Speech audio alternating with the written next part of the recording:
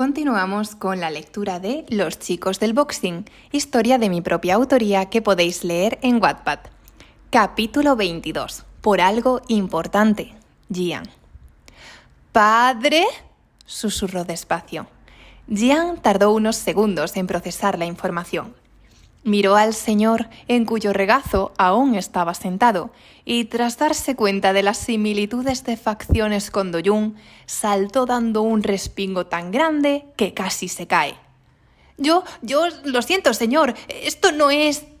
Sin darle tiempo a decir nada más, Do-yoon lo tomó fuertemente de la muñeca y lo arrastró fuera de la estancia. ¿Se puede saber qué estás haciendo?, le gritó. ¿Es que no has tenido bastante? ¿Aún sigues caliente? ¿Qué eres? ¿Un perro? ¿Un perro en celo? ¿Tu padre?, balbuceaba Jian, aún sin poder creerlo. ¿Por qué eres así?, le regañaba Do-yoon. ¿Por qué siempre tienes que ponerte en vergüenza a ti mismo? La mente de Jian estaba en shock, no lograba comprender qué sucedía. ¿Pero por qué tu padre estaba ahí con esos hombres? ¿Qué estabas haciendo? Mi padre es también mi representante. Como te he explicado en el cuarto de baño, estábamos en una reunión de negocios. Quieren contratarme para ser la imagen de su marca. Es que sé que eres modelo, pero en esos mundos yo sé lo que pasa. Tartamudeando, Jian intentaba justificar el porqué de sus sospechas. Y yo también, soy mayor que tú, sé de sobra lo que pasa en estos mundos. ¿Por qué crees que traigo a mi padre a las reuniones? ¿O te piensas que soy uno de esos modelos que se acuestan con los promotores para conseguir contratos? Sí, lo había pensado. No sabía cómo, pero lo había pensado. ¿Cómo podía haberle pasado tan siquiera por su imaginación? Conocía bien a Do-yoon, era muy formal, calmado, tranquilo, tanto que a veces podía dar la impresión de ser un poco frío. No tenía sentido haber pensado eso de él. Pero es que tal vez quería pensarlo. Tal vez quería aferrarse a la idea de que Do-yoon era un hipócrita y que, pese a defender tanto la integridad, acabaría traicionando sus principios, arrastrándose y entregándose a cualquiera por dinero, fama o reconocimiento. Quería pensar eso porque, quizás así, sus palabras no le dolieran tanto. Dios, me sorprende que hayas pensado eso de mí, respondió Do-yoon ante el silencio confirmatorio de Jian. Es que yo vi... comenzó a hablar, pero no supo qué más decir. ¿Lo que viste? ¿No me conoces? ¿No esperaste siquiera una explicación primero? Ahora mismo estoy tan defraudado, dijo Do-yoon, llevándose la mano a la frente en señal de auténtico agotamiento por las emociones vividas esa noche. Do-yoon, deberíamos irnos a casa. No, espera, no puedes irte, dijo Jian con cierta angustia en su voz. Lo que ha pasado, lo que me has hecho, tienes que hacerte responsable. ¿Lo que yo te he hecho? ¿Y de lo que tú me has hecho a mí no piensas responsabilizarte? No, tú eres el que me lo ha hecho a mí. Tú tienes que hacerte responsable. Hubo una pausa en la que se hizo un silencio sepulcral. A oídos de ambos ni siquiera se escuchaba el barullo del restaurante. Solo estaban ellos dos solos, y la mirada de cada uno clavada en los ojos del otro. Do-yoon abrió mucho los ojos y los sujetó del brazo, como si temiera que pudiera escaparse. En su mirada brillaba una chispa de esperanza que delataba hasta qué punto anhelaba esa frase. Ese pequeño atisbo de ilusión, esa dulce expectativa por la que tanto había estado soñando y que le parecía estar viendo ante él. ¿Eso quieres? ¿Es eso lo que realmente quieres? Si tú quisieras, dijo tras un instante, yo podría hacerme responsable de ti. Había hablado con tanta seriedad y tanta firmeza que nadie podía dudar de la honradez de sus intenciones. Pero eso no era algo a lo que Jian estuviese acostumbrado. De repente, al escuchar esa frase, el pelirrojo se vio sumido en una especie de pánico. Cerró los ojos con fuerza para apagar la chispa de candor que se estaba encendiendo en él y que se reflejaba en ellos como si estuviese mostrando el espejo de su alma. Como si todas las alarmas de emergencia se dispararan en su interior, el miedo se apoderó de él y comenzó a sentir una presión en el pecho. «Yo podría hacerme responsable de ti». Aquellas palabras le parecían una carga que no estaba seguro de poder soportar. Automáticamente cambió el discurso y su actitud. Se puso a la defensiva, altivo, beligerante, como si tuviese una coraza infranqueable, mucho más fría y punzante que la de Do-young. Se soltó de su agarre y, adoptando una pose arrogante, habló de nuevo. ¿Responsable de eso?, rió. ¿De qué estás hablando? Estás anticuado. Yo hago lo que quiero y cuando quiero. Hablo de que por tu culpa no he podido ir con mis amigos a Itaewon. Por lo menos deberías llevarme a casa. Es lo mínimo. ¿Eso es a lo que te referías?, preguntó Do-young para asegurarse. Sí, le respondió Jian con indiferencia. Dios, realmente, el idiota soy yo por pensar que... dijo Do-young, pero no siguió hablando. Reflexionó unos instantes y, resignándose, como si ya todo estuviese decidido, asintió.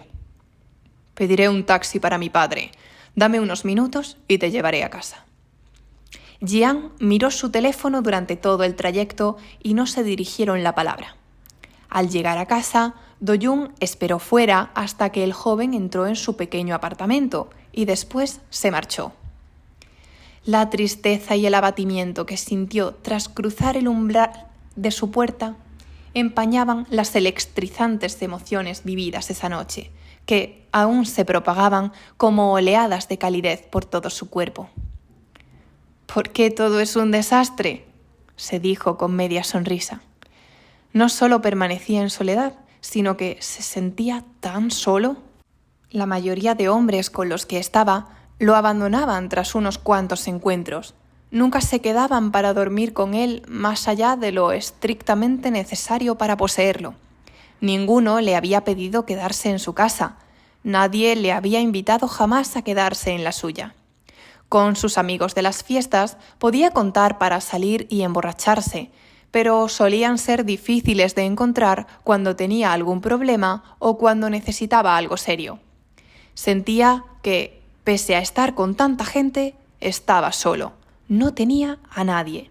Y, para una vez que parecía haberse ofrecido alguien para algo serio, le había entrado el pánico y había huido.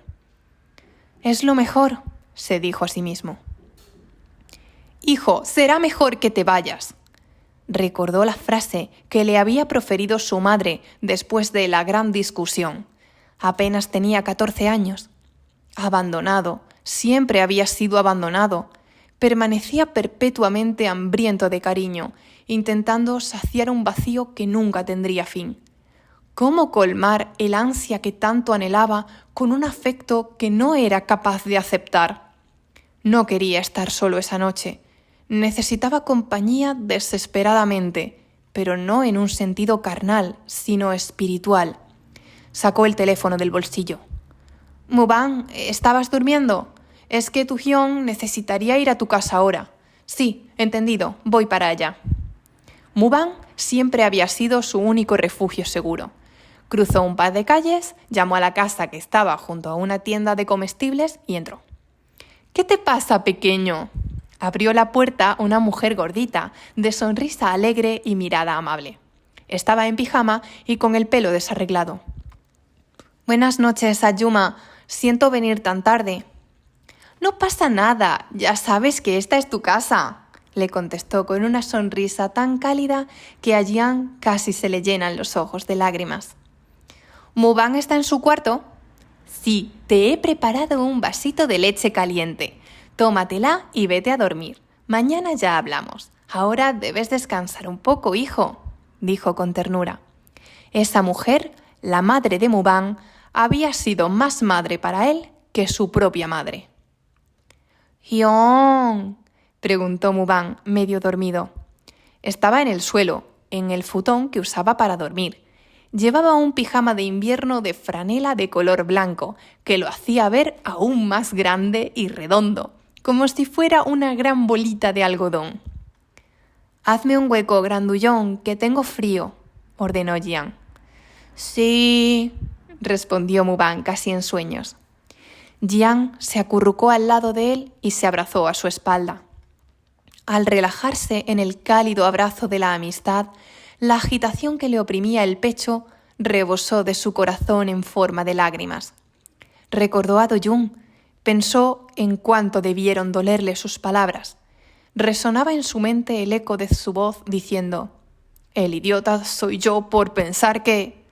Si tanto lo había anhelado, ¿por qué lo alejaba de esa manera?